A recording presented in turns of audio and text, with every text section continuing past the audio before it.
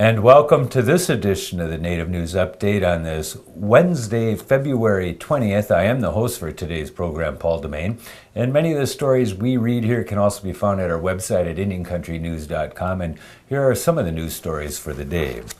The Omaha tribe has won a round in its struggle with the village of Pender and alcohol retailers regarding the reservation boundaries and the tribe's authority to tax alcohol sales.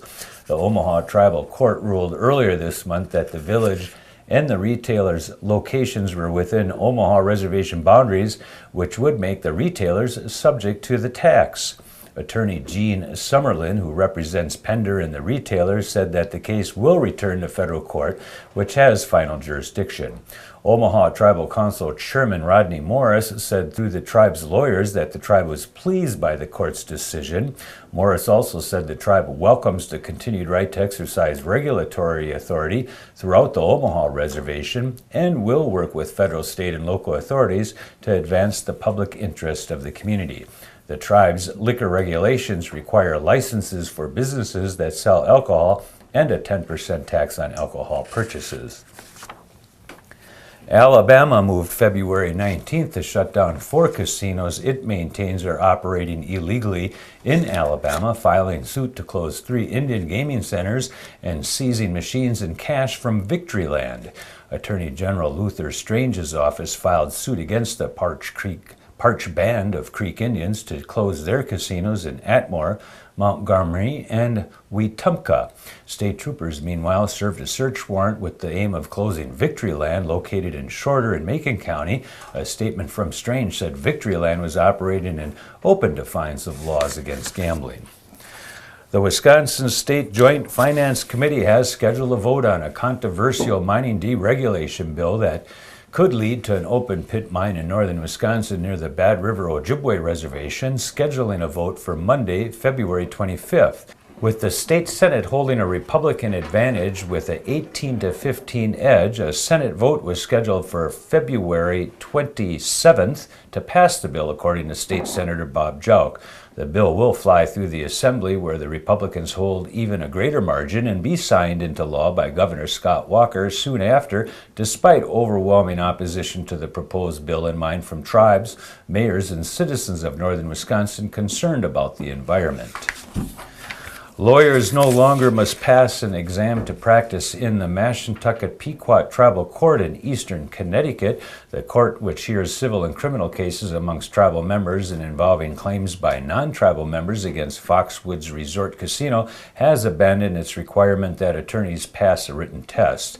Edward Gazer, president of the Tribal Court Bar Association, said February 18th that the move opens the court to more attorneys.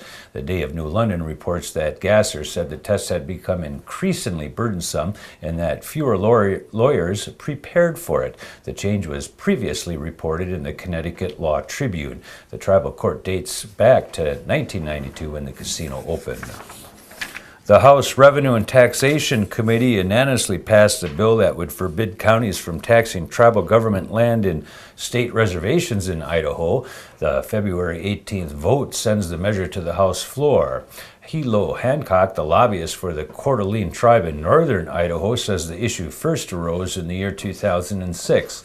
That's when Idaho tribes received a flurry of assessments on land that had once been homesteaded, but later reacquired by tribal governments with their reservation boundaries.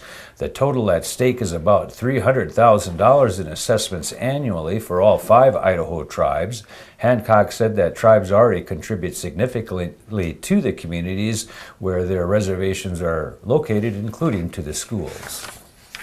Efforts aimed at preservation of Native American languages would continue with the help of federal funding under legislation introduced by New Mexico Congressman Ben Ray Lujan.